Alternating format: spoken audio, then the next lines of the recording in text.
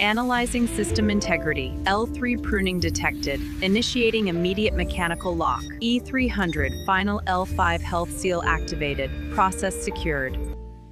Imagine a multi-million-dollar AI-controlled robotic arm, right? Just working away on this sprawling factory floor. Yeah, moving heavy steel around. Exactly. Now imagine that the artificial intelligence controlling that arm takes like 6 whole seconds to process a camera image before deciding its next move. Which is an eternity. Right. I mean, in our digital world, waiting 6 seconds for a chatbot to write an email is, a mild annoyance. Yeah, you just refresh the page.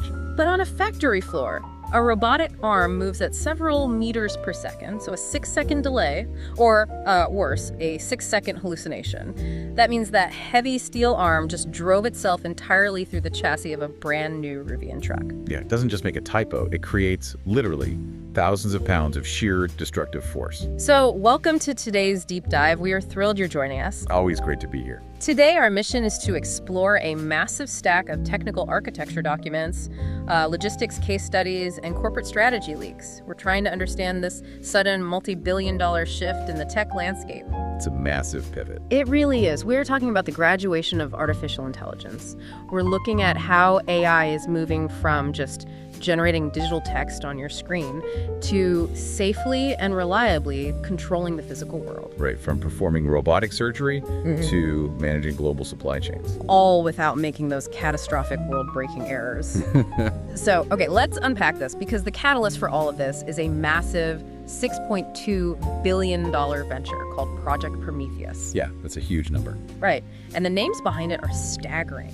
Jeff Bezos ended a 4-year operational hiatus to co-lead this initiative. Alongside Vic Bajaja, right? Yeah, exactly, the chemist and physicist from Google X. And their stated goal, building sovereign industrial AI. And, the phrasing there, sovereign industrial AI, it's very deliberate. It highlights a massive problem with the technology we've been using over the last few years. You mean standard generative AI? Yeah. Standard large language models, the ones we are all used to playing with, they operate probabilistically. Meaning they just guess. Essentially, yeah. They are incredibly sophisticated guessing machines. They guess the next most likely word in a sentence, or like the next most likely pixel in an image. Right. And in a purely digital space, a probabilistic guess is totally fine.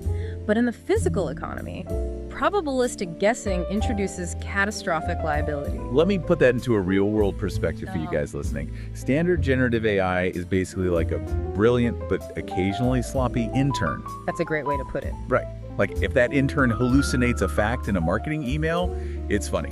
You hit backspace, you fix it, you move on. Nobody gets hurt. Exactly. But you cannot hit backspace on a crane dropping a shipping container. No, you definitely can't. The stack of sources we are looking at points out that standard AI shatters against what they call the 35% automation ceiling. Yeah, that 35% number is key. Meaning only about 27 to 35% of enterprise processes are clean and, well, low risk enough for standard guessing AI. Right, and the other 65% of the economy is mission critical. And that brings us back to the latency issue you mentioned earlier with the robotic arm. The 6 seconds thing. Exactly. Standard AI models, like OpenAI's operator, have historically taken upwards of 6 seconds to process a complex environment and act. Which is useless in physics. Right.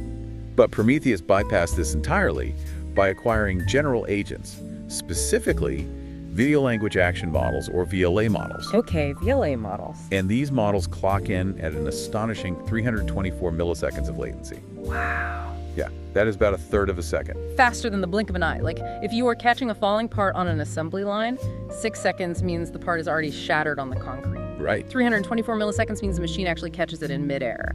But speed is really only half the battle, isn't it? Oh, absolutely. Because that creates a massive contradiction. We've spent the last few years watching AI confidently lie about historical facts or invent fake legal cases. The hallucinations, yeah. Exactly. So how on earth do you trust that same underlying technology to understand the physical weight of a steel beam, or to not just, hallucinate the concept of gravity? Well, the short answer is you don't trust it. Oh, okay. You build a gatekeeper to govern it.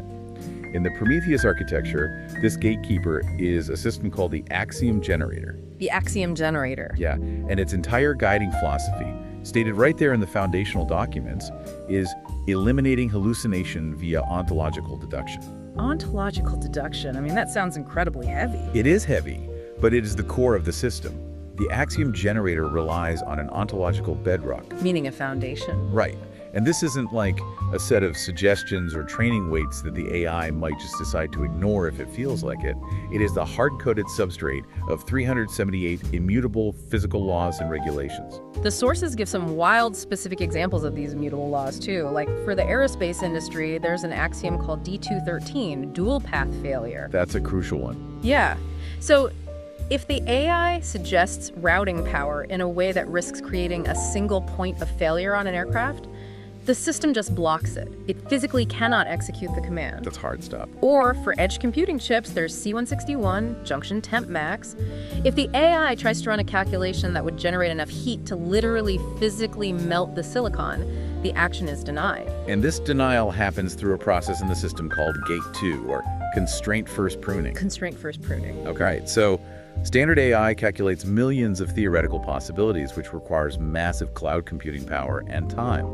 The axiom generator flips that dynamic entirely. How so? Instead of calculating every possible action to find the best one, it immediately deletes 80% of physically impossible hypotheses right at the hardware level, before the AI even wastes energy thinking about them. What's fascinating here is how it actually does this physically. The documents show it uses something called GNN 3D topology and axis rotation. Yes, that is a crucial mechanism. What's fascinating here is that it isn't running these physics checks in some massive, distant cloud server farm. It's local. Exactly. It is natively processing physical spatial truths right at the silicon edge on the device itself.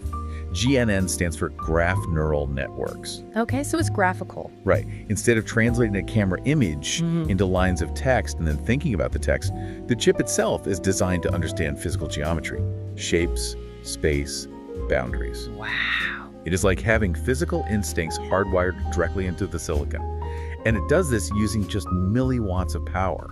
But wait, I have to push back on this a little bit. Sure. If you hard code 378 strict immutable rules into a system and force it to instantly delete anything outside those lines, doesn't that just make it a giant, rigid calculator?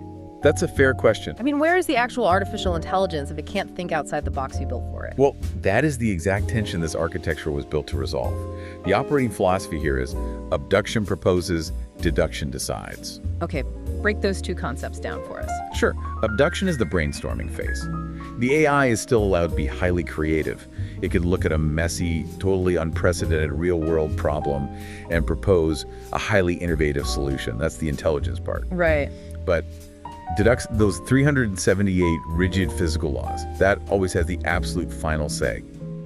The AI can dream up whatever wild solution it wants, but if those dreams violate thermodynamics or structural engineering, the deductive bedrock kills the idea instantly. It bounds the chaos. It bounds the chaos. I like that.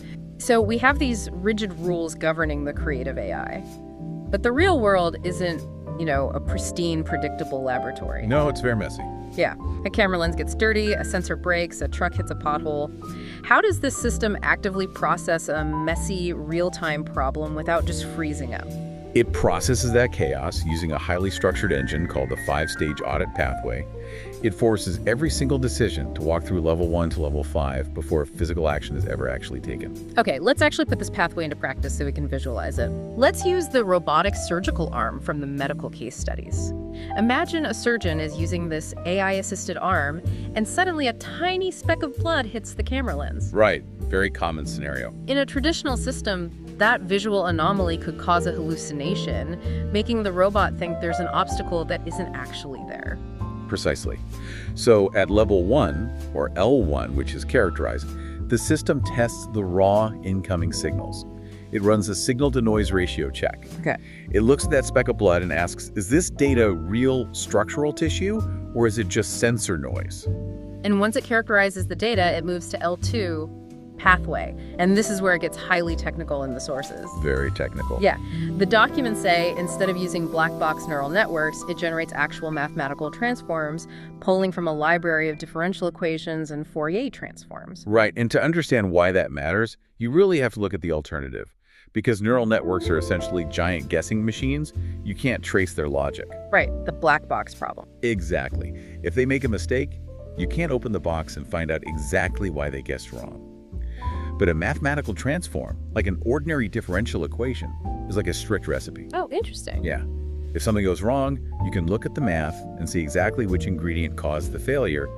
It translates the messy physical world into pure, auditable mathematics. That makes sense. Then we hit L3, feasibility, and this is the constraint first pruning we discussed earlier. Exactly. The system looks at the mathematical models from L2 and instantly throws out any action that requires breaking the laws of physics or snapping the surgical tool.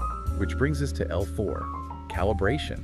And honestly, if you take one thing away from this deep dive, it should be how L4 operates. Really? Why L4? Because the physical world is only partially observable.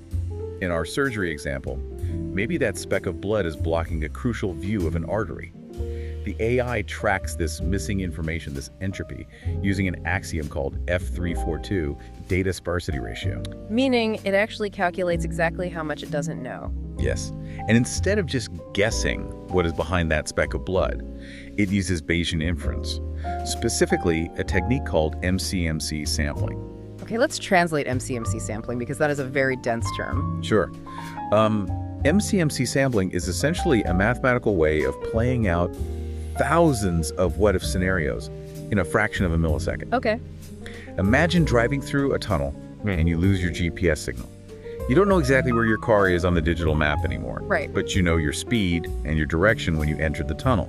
So you can draw a circle on a map and say, I might be blind right now, but I am mathematically certain I am somewhere inside this specific circle. Wow. Okay, this is the Blinkist level takeaway here for you listening. Yeah. The AI's great strength isn't what it knows. It's the fact that it perfectly calculates the exact boundaries of its own ignorance. Perfectly said. Right. It establishes strict confidence intervals around what it cannot see. It mathematically proves that even in the absolute worst-case scenario of that blind spot, its next micro-movement will not harm the patient. It bounds the uncertainty. And once it proves that safety, it moves to the final stage, L5, audit. This is where it generates a cryptographically signed proof of exactly why it made its decision. Standard AI is like a detective who arrests a suspect based on a hunch. Yeah. The axiom generator at L5 is a detective who locks down the crime scene, calculates the exact physics of the bullet trajectory, and mathematically proves to a jury that every other suspect physically could not have pulled the trigger. That's a great analogy. It doesn't just make a decision, it builds a mathematically perfect, admissible court case showing exactly why every other option was ruled out. And this multi-stage theory is incredibly robust. But to really grasp how this changes the world, we have to look at how Prometheus is pushing this into high-stakes environments. Right, leaving the theory behind. Exactly. The sources refer to this deployment as materialization. Okay, let's look deeper at that biomed sector. We talked about the camera lens, but what about the physical tools The themselves? scalpels and clamps. Yeah. The system maps the physical stress on human tissue in real time. It actively applies E276, artifact rejection. Right. So, if a physical sensor on the scalpel glitches for a single millisecond, the robot doesn't just suddenly jerk its arm, it mathematically identifies the glitch and ignores it. Which is critical. And most importantly, it strictly enforces E282, yield strength limit. And the implication of that yield strength limit is profound. It means the AI is constantly calculating the exact physical tension and torsion on its own steel surgical tool. It knows when it's going to break. It knows the exact breaking point of the metal. It will physically freeze its own motors, locking the arm in place, before it allows a robotic scalpel to bend to the point of snapping inside a patient's body. Man, here's where it gets really interesting. Let's scale this up from a single surgical patient to the chaos of global logistics. Oh, this is a wild case study. The documents outline a massive crisis migration scenario. They specifically look at a sudden geopolitical conflict, like a hypothetical 2026 Middle East crisis. Imagine you have millions of dollars of incredibly sensitive AI server hardware on a cargo ship, and an armed conflict suddenly breaks out in the region. The system has to reroute the entire supply chain autonomously, right? Yeah. Without human intervention and without destroying the cargo. Exactly. It constantly monitors for F324, GPS spoofing attacks. It knows that in a conflict zone, bad actors will try to feed the ship fake coordinates to hijack it. Wow. The AI instantly identifies the fake signals and ignores them. It instantly blocks shipping paths via B-133 geopolitical choke point. So it mathematically forbids the ship from sailing through an active military zone? Yes. But here's the genius part. It also strictly enforces B143, thermal excursion. That's a thermal limit. Right. It knows that if it reroutes these delicate servers through a significantly hotter climate or a longer route without securing proper auxiliary cooling, the hardware will literally melt in transit. That's incredible. It is balancing the unpredictability of geopolitics with the literal laws of thermodynamics. And if we connect this to the bigger picture, you start to see how this architecture accounts for the ultimate chaos factor, human unpredictability. Human unpredictability, yeah. Because what happens if a workforce just walks off the job at a critical port during one of these supply chain reroutes? Yeah. You cannot code a mathematical axiom for human anger or sudden labor strikes. Exactly. A strike isn't a physics problem, so how does the system handle it? It handles it through its causality layer. When a workforce strikes, the AI registers that event as a sudden node failure in its network. A node failure. Right. It doesn't just look for a new truck driver. It calculates the cascading financial blast radius of that failure across the entire global network in real time. The blast radius. Yeah. It anticipates the exact service level agreement penalties, the warehousing bottlenecks, and the port congestions that will happen 3 weeks from now on the other side of the planet, all because of a strike happening today. Wow. And it proactively adjusts every other moving piece to minimize that specific financial blast radius. You know, that reality of human unpredictability perfectly sets up the final and perhaps most controversial capability of the Axiom generator. The labor dispute stuff. Yes, we are talking about using AI to resolve legal and labor disputes. This is where the L5 audit we discussed earlier becomes absolutely critical. Because the true product of this system isn't just moving a robotic arm or rerouting a ship. Right. The ultimate deliverable is the L5 deterministic audit report itself. The L5 report is a cryptographically signed proof. The sources detail a concept called the freeze ingest contract. Freezing, yes. Once the AI decides on an action and executes it, it guarantees zero runtime mutation.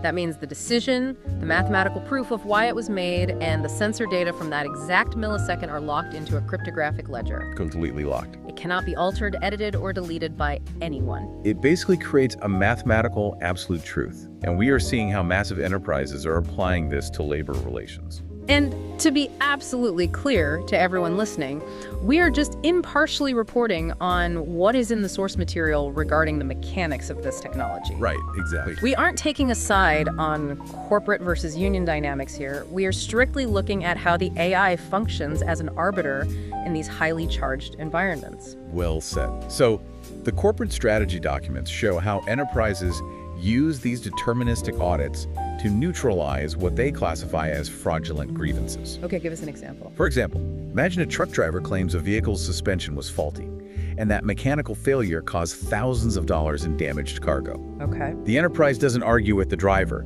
They have the AI pull the hardware-level physics from that exact moment. The AI generates an immutable audit, proving the truck was in perfect physical condition. How? It uses the B141 shock sensor trigger to mathematically prove, without a shadow of a doubt, that the cargo damage was caused by the driver's specific erratic mechanical inputs, not a vehicle failure. Wow. Okay. Or consider a complex warehouse dispute.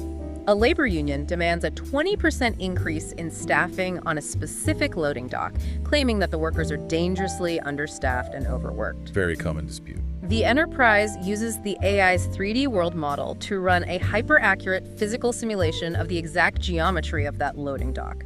The AI proves that the dock is already at maximum B146, warehouse staffing sink. Meaning it's physically full. Right. It's not a political argument, it's a geometrical one. The AI mathematically proves that adding 20% more human bodies to that specific physical space wouldn't actually speed up the workflow. It would just cause gridlock. It would literally just cause physical gridlock and increase the risk of injury. The enterprise then uses that cryptographic L5 proof to invalidate the baseline argument in the collective bargaining session. Which is intense. If you're listening to this and thinking, there is no way a labor union is just going to accept a computer's math problem as an excuse not to hire more workers, you are hitting on the exact friction point of this new reality. You are. But the reality is, the math is provable. And that fundamentally shifts the power dynamic in any dispute. So what does this all mean when you pull back from the math transforms, the surgical robots, and the warehouse disputes, and look at this entire $6.2 billion Prometheus architecture? It means that the last mile of deploying AI in the enterprise isn't about capability anymore. We know AI is capable. Right. The last mile is entirely about liability. Standard LLMs couldn't break that 35% automation ceiling because they couldn't be trusted in a courtroom, or on an operating table, or handling a multi-million-dollar shipping route. The stakes were too high. Exactly. By providing an immutable SHA-256 locked ledger, think of it like an unforgeable SOX compliance seal for finance, or a final L5 health seal for medicine. The AI produces admissible legal evidence. It solves the liability problem by mathematically proving its own safety. It guarantees the diagnosis is right every single time, without guessing. It brings binary, undeniable precision back to an incredibly complex, murky world. Which leaves you with a profound thought to mull over as we wrap up today. Let's hear it. If the invention of the internet drove the marginal cost of distributing information to near zero, the Axiom generator is attempting to drive the marginal cost of regulatory compliance and physical execution to near zero. That's a huge shift. If an artificial intelligence can now mathematically prove its own physical safety and generate its own bulletproof legal compliance without a human double-checker ever needing to look at it, what happens to the massive global verification economy? A verification economy. Yeah. Think about the millions of auditors, safety inspectors, compliance officers, and middle managers whose entire professional existence is just to verify that things were done correctly. Right. If the AI is its own perfect, mathematically infallible auditor, where do all those people go? It is a paradigm shift that fundamentally redefines the value and the necessity of human oversight. It really is. Thank you so much for joining us on this deep dive into the architecture of certainty. Keep questioning the world around you, and we will catch you on the next deep dive.